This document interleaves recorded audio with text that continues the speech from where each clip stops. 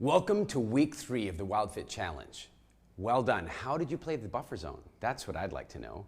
Now, I know from experience that people play the buffer zone in a lot of different ways. Some of them go through the buffer zone and they go, well, you know what? I may as well start now. I'm going to cut out all the sugar now. And they started as soon as they heard the video on Friday. All right? And then I know some of you said, well, I'm going to spend this weekend eating as much sugar as I possibly can so I'm ready for Monday. And some of you did something halfway in the middle. And I want you to know whatever you did was exactly right for you to go through this process and get the right results. And what I want you to do right now is think a little bit about it. Think about why you made the decision you did. If you cut off right now, why did you do that? If you decided that you were gonna binge your way through, why did you do that? And which foods did you binge with? And how did they really make you feel? And if you rode it through the middle and you did a little cutting out or a little cutting down, then how did you decide what to eat and when to eat? These are all really important mental observations to make about your food decisions. This is where we're gonna create some lasting change. So to recap, just in case you didn't start in the buffer zone, just in case you waited until right now to start, let's be really clear what the enhancements for this week are. The first enhancement is to increase your fruit intake in the mornings by 2 to 3 times what we had in the previous week. So you're going to increase your fruit intake in the mornings. And then the second enhancement is to cut out all refined sugars. And let's be really clear what this means. You're basically cutting out all the various sugars that are out there. And there are some exceptions in the sense that any of the artificial sweeteners, and in artificial sweeteners, I'm going to include all the chemical sweeteners like xylitol and stevia and all that stuff, and also even agave, maple syrup, and honey. To the degree those things were already in your diet, you can maintain them, but not increase them and not use them to substitute for the sugars that you've been removing. I hope that that's very clear. So that's how we're going to play this week. Now, here's where this gets really important. You've got this inner personality. We call him the sugar monster. The sugar monster, for some of you, has already been dealt with. You've done this before, you've cut sugars out before, and you've got control over the sugar monster, or in fact, maybe you've even slayed the sugar monster. The vast majority of our clients, however, that's not the case. And this is the week where the sugar monster is going to go, hey, what's going on here? I mean, I appreciate all the fruit. That's good. I like that. But what's going on with the other sugars? And the sugar monster will then attempt to talk you into stuff. And now things are going to get really interesting because all the dialogue that you've been watching over the last 2 weeks, you're beginning to notice now that the sugar monster is going to jump into full sales mode in some cases and try to get you to eat things that have now been removed from the program. So really watch that really carefully. And I want you to know something about the sugar monster.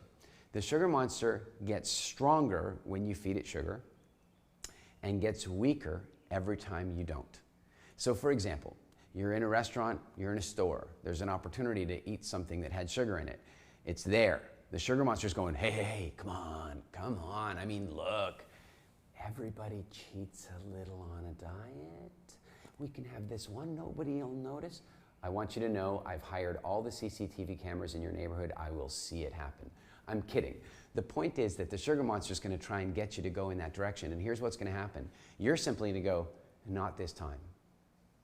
Not this time. Just right now, not this time. And the sugar monster is going to shrink just a little bit when that happens. Just a little bit.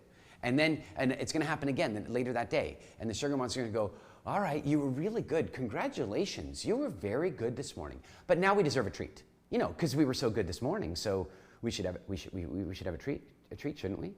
And then you're going to say, no, not this time either.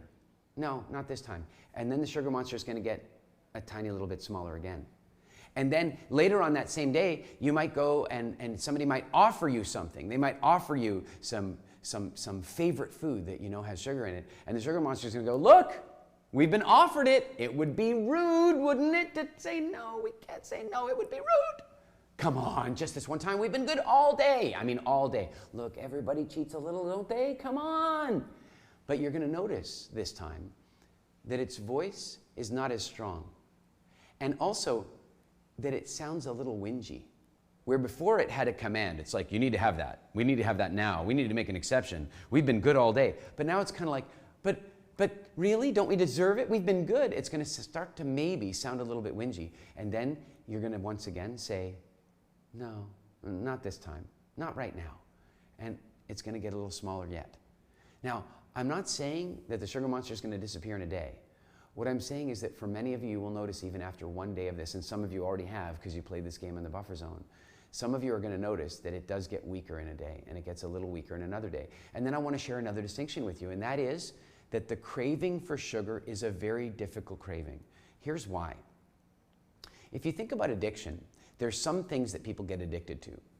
Like for example, alcoholics get addicted to alcohol. It is what it is. Here's the problem, or here's the opportunity for them. One day, they can say goodbye to alcohol and they can be done with it. Somebody who's addicted to heroin can one day say goodbye to heroin and they can be done with it. What's really difficult is when your addiction is for something that you actually need to have in some way.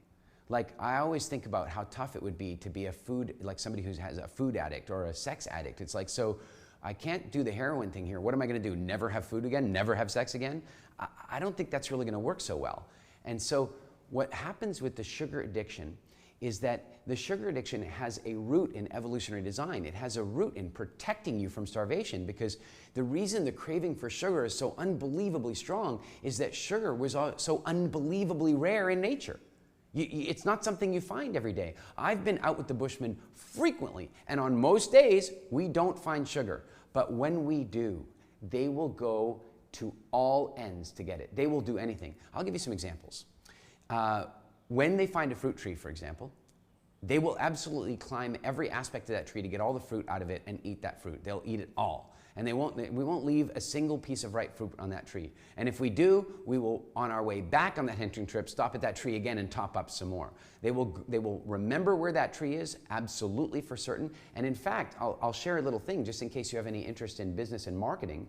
There's a part of the brain that specializes in remembering leaf patterns. It's like leaf patterns are the logo of the tree, right? So when you are at that tree and you see that it has that fruit, you then remember the way the leaves are shaped, and in the future you can walk past a tree even though there's not fruit on it and notice, that's one of those fruit trees. I should keep that in mind, because when they come into season, I'm going to track them down. And so later, we're walking along, we see one of the trees has fruit on it. Now we know to go visit all the other trees we've been remembering over the season. By the way, if you think about the way this works in logos, it means that logos should be nice and clean and simple and easy to remember, like leaves. And that also customer service should be absolutely important to you, because if somebody eats sour fruit that makes them sick from a certain leaf pattern, they're never going to eat from that tree again. So if you have a business, think about that a little bit, because that's that part of the brain that evolved to protect us, and it's the very part of the brain that makes logos so important to us. So let's go back to this craving. You've got this really powerful craving, and the craving has roots in your survival. I mean, if you really think about it, if you had two, communities 300,000 years ago, and one of them did not have a powerful craving for sugar and the other one did, which one do you think survives the winter? Really? I mean, it's really clear. If the one group doesn't have the powerful craving for sugar, they're not really necessarily going to go hunt down all the fruit, and they're not going to fatten themselves up preparing for the winter. And the other group, they've got the powerful craving. The minute they see the fruits available, they're out there. They're making it happen. They're hunting down every tree. They're going to survive, and they're going to pass on the craving for sugar. And so here we are with this craving for sugar. The good news, though, is that your body does understand the difference between the craving for junk crack cocaine style sugar and really healthy sugars. The problem is that most of our bodies are so confused at this point by the sheer volume of sugar that is snuck into our food and that we willfully add, that our bodies are now confused about that craving. And your body's now going to start to learn that differently. So here's what's really neat. As the sugar monster is getting smaller and smaller every time you reject sugar, what's going to begin to happen is there's going to come a day, potentially, where it just stops, where you can walk past things that have refined sugar in them and go, I just don't even want that. And the challenge is, nobody actually knows which day that will be for you. You don't know, I don't know. So what you need to know is that every time that craving comes up, it might be the last time. Every time that craving surfaces, it might be the last time, or it might be the last intense time. And so when it comes up, all you need to do is say, this might just be the opportunity now to have a big breakthrough. Right now, here's the craving. This might be one of the last ones I have. This craving might be the opportunity for a major breakthrough right now. So no, this time I'm going to say no. and the sugar monster is going to get smaller again. I hope this makes really good sense to you. I want to share something else with you about sugar. And this really fits in with some of the core principles here of WildFit. Your body has two fuel systems. It can burn sugar and it can burn fat. It can use fat as its primary fuel source, or it can use sugar as its primary fuel source. And they're both good fuel sources. They have different purposes. Where many diet programs fail is that they convince people that calories in and calories out is the way to go. Like, if you burn more calories than you eat, then you're going to lose weight. What I would say to you is that if you burn more calories than you eat, then you're starving. And what that's going to do is tell your body that there seems to be an absence of food in nature at the moment, and it's going to communicate with your body, please do not release our fat stores. So if you burn more calories through your normal metabolism and through your physical movements and exercise or what have you, if you burn more calories than you consume, then your body is going to feel that day as though it's starving, and it's going to send a signal that says, hold on to all fat reserves. So it actually makes it really difficult to lose weight when we go into calorie restriction. Now, you do it long enough and you will start to lose weight, but it's really stressful for the body. Now, these messages are very important to the way our body decides to store or release fat. So the relationship we have with fruit kind of works like this. The vast majority of fruit becomes available toward the end of the summer, moving into the kind of fall season directly before winter. Now, I'm not talking about the winter that many of us are used to, the snowy, cold winter. I'm talking about African winter. What does that mean? It means long, hot, dry, drought times. It means a total lack of water and a total lack of plants and a total lack of animals. Like, it is a very tough time. It's a time where, frankly, the majority of starvation probably would have taken place. And so our bodies would have needed to prepare for that. In the same way that squirrels and chipmunks prepare for winter, right? How do they do that? Squirrels and chipmunks, they know that it's time to store nuts and get ready for the winter. Do they have an app for that? I mean, is there some special app they have? No. They have instincts. Something triggers that to happen in them. They start fattening up, they grow slightly different fur, and they start storing nuts everywhere to prepare them for the winter. We have the same thing. We have the exact same thing, we just do it a little bit differently. And we know what the trigger is. The trigger is that when we start eating lots of sugars, our pancreas starts producing lots of insulin and stops producing glucagon. That is the signal to the body that winter is coming. Right? Winter's coming because I'm eating fruit, and fruit has typically only really been available right before winter. Sure, there are some other winter berries and summer berries that are out in small quantity, but the larger share of what we would think of as fruit coming available is happening right before the winter. And so our body sees us doing that. It's like, oh, look, I'm eating lots of sugar. Winter must be coming. Well, if I'm going to survive the coming winter, then what I'm going to need to do is store fat. Right? Because if you think about it, what I need to do is store water, because water is going to be rare, and I need to store energy because energy is going to be rare. And so if I store water and energy, the best way for me to do that is by putting fat on my body, because fat is effectively water and energy.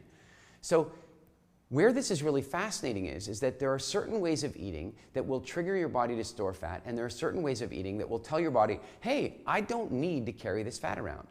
The challenge is that refined sugar seems to send that message harshly. Like, refined sugar seems to scream at your body, winter's coming, man, you got to get ready for it. And so it really gets people packing on a lot of extra fat. Now, if you just take a look at the trends that are happening on the planet today, I'll give you this example anecdotally from my own life. I went to school in Canada, and I can tell you that in the 12 years that I went to school, I remember a total of 3 overweight people. I remember them, I even remember their names. I remember that they were teased and that they were made fun of because they were fat. That's how it was when I went to school. I'm not suggesting any of that is okay, I'm just simply stating facts. That's how it was. What's happening in many schools in America today is that the vast majority of children are overweight and the thin children are being made fun of. The majority has shifted. Now, think about that. We're talking inside a generation. We're talking inside a very small window of time. The entire country is gaining weight at an incredible rate. And some of you that are watching this video are thinking, yeah, America, It's just, you know, you guys are so overweight. Really, America? Do you think America's the problem here? What I would say to you is that America is quite often first at things. So they may have been first at this problem. But when I first moved to England, English people were fundamentally not so overweight. There was a little bit of it. I lived in England for 10 years. In that 10-year period, as I understand it, the average Briton gained 20 pounds. The average Briton gained 20 pounds. What that means is some people didn't gain any weight and other people gained 30 and 40 pounds in that period of time. The visible difference in the country to me as a foreigner coming in 10 years previously, very few very overweight people, 10 years later, massive obesity all over the place. And then you can move to Europe and you can see it beginning to happen there. And you can look around the world and see this. Go and take a look at Fiji. Go and look at the Philippines where sugar is destroying the place. So we are really doing our best right now to serve ourselves, but also you're serving a larger cause. First thing is you remove this refined sugar from your life. That's great for you. And the other thing that happens is it means that you're going to, for at least this week, stop buying food products that have sugar in them. If you would like to stop sugar being the number 2 or number 3 ingredient and stuff, then stop buying that stuff. Look, think about it. If you ran a company that makes really good quality tomato sauce for pasta and all that kind of stuff, you add sugar in it because all your competitors do and you kind of have to, but if people suddenly stop buying it, and you start doing like focus groups and finding out from consumers that they're not buying it because it has sugar in it, aren't you going to stop putting sugar in it? That's right, we're going to vote with our money. So this week when we remove all this refined sugar, we're helping ourselves and we're joining a major food revolution that's really important at this point. Remember, I've shared this with you before. In the United States, almost nobody under 40 had type 2 diabetes in the 70s. And now there's 20 million young people with type 2 or pre-diabetes in America. We are talking about a serious health epidemic, and now we're going to start to turn it around one person at a time. Okay, some things to remember about this week. I know many of you will have arrived here with weight loss goals. And so what you need to know is that there are a couple of different ways to react to this week. Some of you will find that by removing refined sugar, you will already begin to start to lose some weight at this point. That is not the case for the majority of people because remember, even fruit is designed to communicate that signal, hey, store fat. And so some of you may find that your weight creeps up a little bit this week. Please relax about that. Please relax about that. It's perfectly healthy. In fact, let me share something with you about fat. Many people feel like what they're supposed to do is arrive at this perfect weight and just stay at that weight all year round. I want you to think about nature for a minute here. I want you to think about our bodies and our evolved response to nature. We evolved with seasons, and you need to imagine that our bodies would have had seasons where we gained fat and seasons where we lost fat. Now, not at a visible level. We probably wouldn't have been able to see it on ourselves the way we can in our world today, but I think it would have been absolutely normal that as we moved into the pre-winter season, our bodies would have done what it could to store as much water and energy as possible, and so we would have put on a little bit of fat. Then, through the winter, we would have burned that fat, and then in the spring, with the abundance of food, we would have released whatever remaining fat was excess to our requirements. Fine. Here's the good thing about that. It's a cycle. We're supposed to cycle fat on and cycle fat off. Because on top of being hydration and on top of being energy, fat is something else. It's like an insulator. So fat, in a sense, wraps up the acids and toxins that you might encounter in your day-to-day life through the air, through the food you're eating, and so forth. And it wraps it up and keeps it away from your organs. And so when you release fat, you cleanse out those toxins. And when you put fat back on, you create a more insulant layer. Great. Here's the thing, though. Very many people don't cycle their fat. They just constantly add a little bit of fat every year, add a little bit of fat every year. That means the really old fat that's in their system has really old acids and toxins in it from ages before. I wonder what'll happen if we just leave that there. Not good things, I would say. And so it's absolutely okay to add on new fat and then take that fat off. So if you notice that your fat starts to build up just a little bit this week, please, that's okay. And if you notice that for other people they're losing fat this week, that can be a little frustrating if you're gaining it. That's okay too. Just relax. Everything is happening is exactly as it should. I also want you to play a little game with me. I really want you to play a little game with me. Identify all the names of sugar. I want you to do this as a little bit of a homework assignment. We so far have identified 61 different names of sugar that exist in all these different foods. Of course, I could just share that with you. What we have found, though, is that it's really useful for people to just spend 10 minutes on Google and go and look a little bit for yourself and see all the different manipulative ways that sugar is snuck into the foods. You want to know what those names are so that it's harder for that sugar to slip in. So pay attention to all the different ways that sugar snuck in. Remember this, the average American, and I know I'm using Americans a lot in this, and I know there's clients from all over the world watching these videos. I'm using America because so many of our statistics come from there, and also so many of our trends from around the world come from there. I just want you to remember that the average American is eating 154 pounds, or about 70 kilograms of sugar every year. And the sad thing is, they don't even know about most of it. They know about the sugar that's in the Coca-Cola they're drinking. They know that when they give their children chocolate-covered frosted sugar bombs that there's sugar in it. But there's a lot of foods where the sugar is just being snuck right in. And so your homework assignment is to go and discover some of the various names that sugar uses to sneak its way into your food so that you can be better armed to defend yourself against it. Okay, so let's recap what we're doing this week. You're going to increase your intake of fruit by 2 to 3 times last week. And you're going to eat fruit only on an empty stomach. So often people are asking, like, what time of day should I stop eating fruit? This is really simple. It's not so much about a time of day, it's about when you start eating other concentrated foods. So once you started eating other foods, you stop having fruit. Fruit on an empty stomach. So you could do it like this. You could have fruit for breakfast, and then you could have another breakfast with your concentrated foods in it, and that's it for fruit for the day. Or you could say, you know what, I'm just gonna have a big fruit salad, I'm gonna nurse it all day. I'm just gonna eat fruit all the way up until, say, lunchtime, and then I'm gonna switch to other foods, and then I'm gonna be done with fruit. Your Alka-Zyser Mild falls into that category. Your Alka-Zyser Mild has fruit in it, so it should be eaten as long as you're in that empty stomach range. And if you would like to have Alka-Zysers later in the day, then you switch to the Alka-Zyser Prime and have it without fruit in it. And I'm gonna offer you a tiny little thing. If you are absolutely about to stick some sugar in your mouth, like a sweet sugar, if you're absolutely about to do that, if you're gonna do it and you just can't help yourself, then I'm gonna ask you to do this first. Go ahead and have one small piece of dried fruit, even if you don't have an empty stomach. It's not ideal, but if it's gonna help you to get past this week, if it's gonna help you to get past that craving you might have for that sweet thing that you're about to have, that a little emotional crutch you're gonna have, then you can have one little piece of dried fruit, a dried piece of mango or dried apricot. But before you have it, you need to do this. You need to be really clear about why you're gonna do it.